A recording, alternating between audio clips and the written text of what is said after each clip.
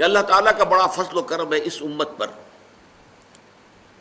امت محمد پر صلی اللہ علیہ وسلم، کہ یہ امت اس نوع کے شرک سے تاحال محفوظ ہے۔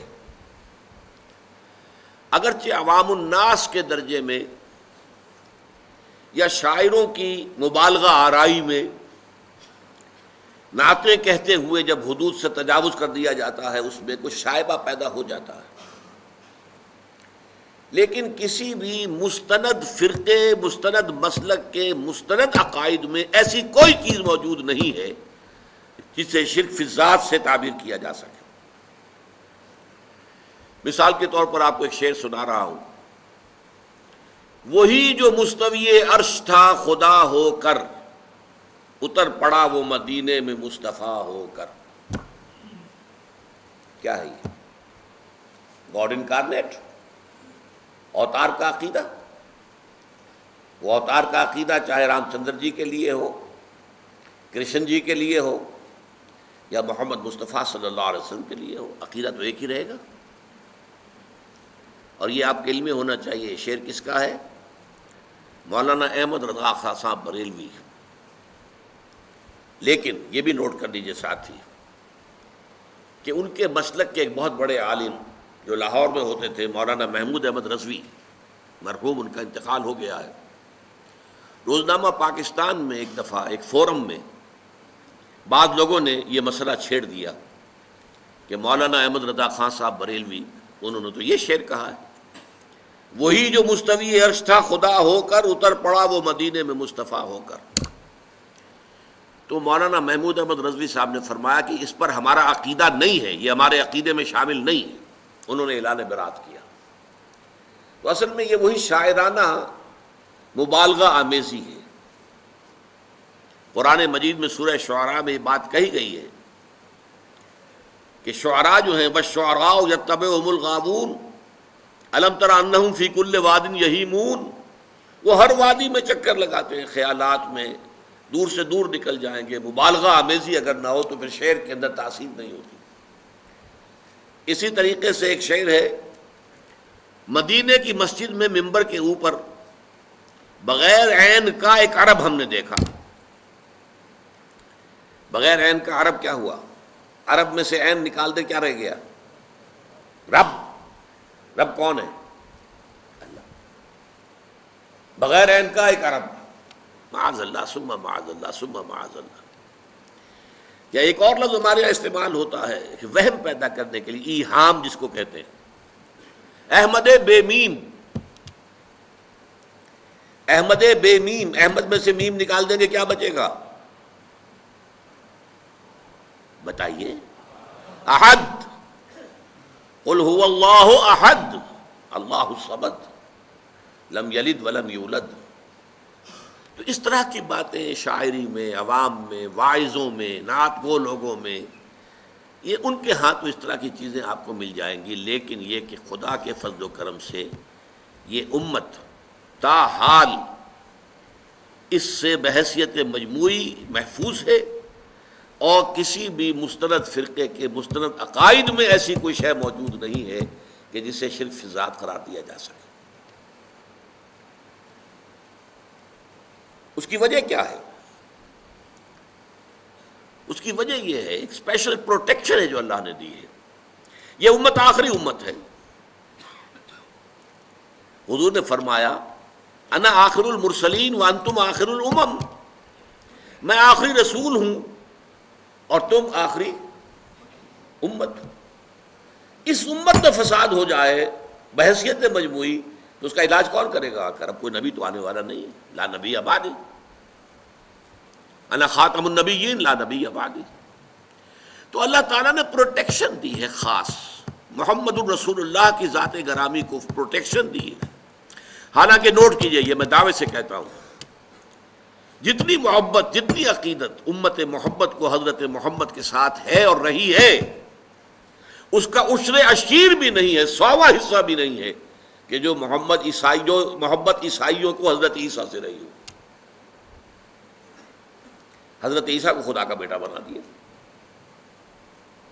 حضور کو تو کسی نے نہیں بنایا، کسی نے نہیں کہا۔ معاذ اللہ. حالانکہ محبت عقیدت کو اگر ناپیے تولیے تو میں پھر کہہ رہا ہوں عشر عشیر. عشر عشیر کا مطلب 100واں حصہ، 1/10 کا 1/10 عشر عشیر. 100واں حصہ بھی محبت، اس محبت کا جو اس امت کو رہی ہے اپنے رسول محمد صلی اللہ علیہ وسلم سے، اور ہے آج بھی، کٹ مرنے کو تیار ہے. ختم نبوت کے اوپر کٹ مرنے کو تیار تھے. اسی طریقے سے آپ کو معلوم ہے کہ قانون جو ہمارے ہاں بنا توہین رسالت کا، اس پر کٹ مرنے کو تیار ہے مسلمان. حالانکہ اور چیزیں جو ہیں شریعت کی ان کے بارے میں اتنا حساس نہیں ہے. اب سودی کا معاملہ جو ہو رہا ہے لیکن اس کے بارے میں کوئی خاص عوام کو کوئی احساس نہیں ہے. لیکن ذرا سا ارادہ تو کر کے حکومت دیکھے، توہین رسالت کا قانون اگر ختم کریں گے تو ایک ہنگامہ شروع ہو جائے. عیسائیوں کو تو اتنی کوئی عقیدت تھی نہیں، لیکن خدا کا بیٹا بنا دیا. اس سے بھی آگے کا کنٹراسٹ آپ کو بتا رہا ہوں. حضرت علی کون ہے رضی اللہ تعالی عنہ؟ حضور کے امتی. امتی کا اور نبی کا کیا ریشو پروپورشن ہوا؟ کوئی نسبت بنتی نہیں نا. حضرت علی کو خدا بنانے والے پیدا ہو گئے. خدا کا بیٹا نہیں، خدا. سبائی عبداللہ ابن سبا یہودی، جس نے اسلام کا لبادہ اوڑھ کر آ کر مسلمانوں کے اندر تفریق پیدا کی.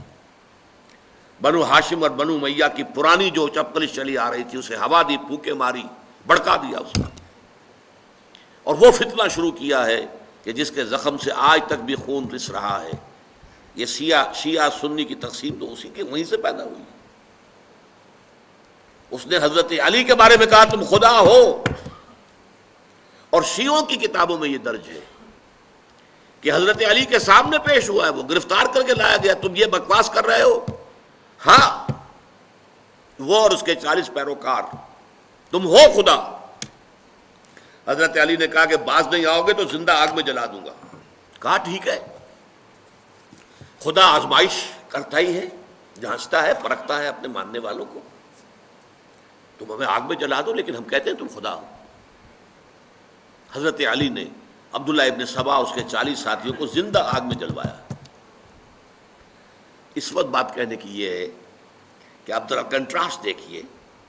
حضرت عیسیٰ کو خدا کا بیٹا کہنے والے پیدا ہو گئے، اور حضور کے ایک امتی کو خدا قرار دینے والے پیدا ہو گئے.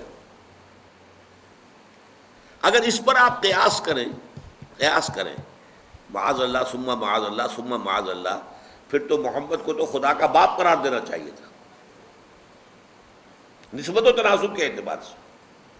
امتی کو خدا بنایا تو خدا سے اوپر کوئی شے ہونی چاہیے نا، کہ جو محمد رسول اللہ کا مرتبہ مقام نہیں. یہ بات در حقیقت یہ ہے. یہ ظلم بھی آپ کو معلوم ہے، ہمارے سنی بھائی بھی کرتے ہیں. یہ عوام الناس یا علی مدد، کسی نے یا محمد مدد نہیں کہا آج تک.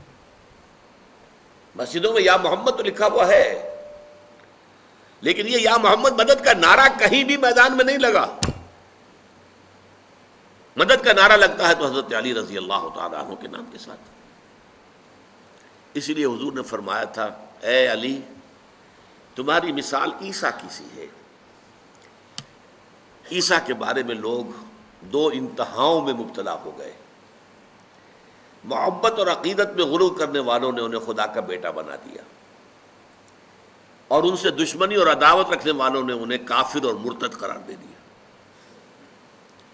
اسی طرح تمہارے معاملات بھی ہوں گے. تمہیں کافر اور مرتد قرار دینے والے بھی خوارج پیدا ہو گئے، جنہوں نے کہا کہ علی کافر ہے، مرتد ہے، واجب القتل ہے، اور قتل بھی کر دیا، شہید بھی کر دیا ان کے ایک آدمی نے خوارج میں سے. اور دوسری طرف انہیں خدا کہنے والے بھی پیدا ہو گئے. لیکن اللہ تعالیٰ نے حضرت محمد صلی اللہ علیہ وسلم کو اس زیادتی سے، اس ظلم سے محفوظ رکھا ہے. صدق اللہ العظیم.